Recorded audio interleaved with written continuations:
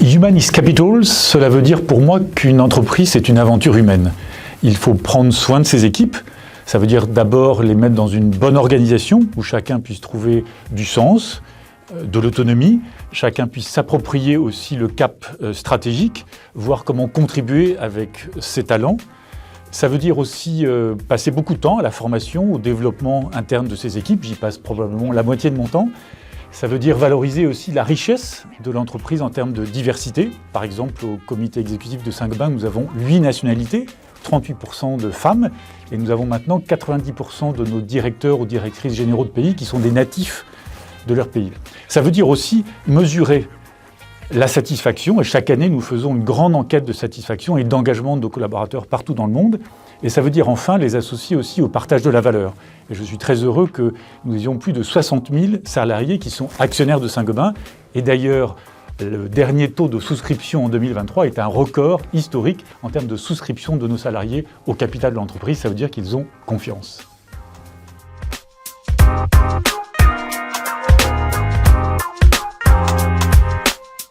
Alors Saint-Gobain a engagé en 2019 une transformation profonde. Nous sommes passés d'une organisation qui était essentiellement par ligne de produit mondial, mais matricielle, assez lourde, à une organisation fondamentalement par pays, avec un seul échelon de contrôle, de management qui est le pays. Qu'est-ce que ça nous a apporté ? Premièrement, un alignement parfait avec nos marchés locaux de la construction. Par nature, ils sont locaux, et donc avoir des patrons de pays locaux a du sens. Une grande proximité avec nos clients, et puis aussi beaucoup de vitesse de décision et de responsabilisation de nos équipes. Qu'est-ce que ça veut dire aussi, cette transformation ? Ça veut dire qu'on a aligné très fortement la raison d'être de Saint-Gobain, Making the World a Better Home, avec notre vision stratégique, leader mondial de la construction durable, notre plan pour la réussir, Grow and Impact, et puis l'organisation par pays. Donc ça veut dire tout ça, la transformation de Saint-Gobain, et ça s'est accompagné aussi d'une évolution profonde de notre périmètre d'activité, puisque nous avons un tiers de notre périmètre de 2018 qui a changé. Ce sont 13 milliards d'euros d'acquisition et de cession, et également la présence géographique du groupe, qui était à 60-70% en Europe de l'Ouest en 2018, et maintenant, dans nos résultats, à 62% entre l'Amérique du Nord, l'Asie et les pays émergents. Donc voilà un ensemble de transformations très profondes et qui a permis de donner beaucoup de puissance et de force et de réussite à Saint-Gobain. Nous sommes partis du fait que la construction est au cœur de très grands enjeux de la planète. Premièrement, la construction représente 40% des émissions de gaz à effet de serre. Deuxièmement, elle est la plus forte consommatrice de ressources naturelles qu'il faut préserver. Et troisièmement, il y a 2 milliards d'humains à loger dans notamment les pays émergents avec une urbanisation rapide. Saint-Gobain a mis au cœur de sa raison d'être la réponse finalement à ces 3 très grands enjeux.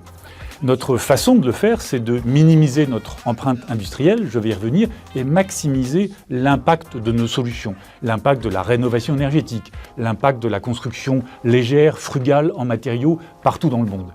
Quelques exemples, nous avons fait des premières mondiales, la première production zéro carbone de verre plat et la première offre commerciale de verre bas carbone, moins 40% de CO2. Nous venons de démarrer en Norvège il y a une semaine la première usine zéro carbone de plaques de plâtre. Donc beaucoup d'avancées pour minimiser notre empreinte, également des premiers tests à l'hydrogène pour la combustion dans nos fours verriers. Ça, c'est la façon avec laquelle nous minimisons notre empreinte avec un coût interne du carbone que nous utilisons depuis 2016 et qui nous permet toutes ces avancées avec une baisse de l'intensité carbone de Saint-Gobain, c'est-à-dire la quantité de CO2 dans un euro de chiffre d'affaires qui a baissé de 42% entre 2017 et 2022. Donc de la croissance durable, de la croissance respectueuse de l'environnement, et c'est tout ça qui est aligné avec la raison d'être de Saint-Gobain, et pour aussi que chacun d'entre nous, comme collaborateurs, comme dirigeants du groupe, puissent vis-à-vis de toutes les parties prenantes, les clients, les communautés, les collaborateurs,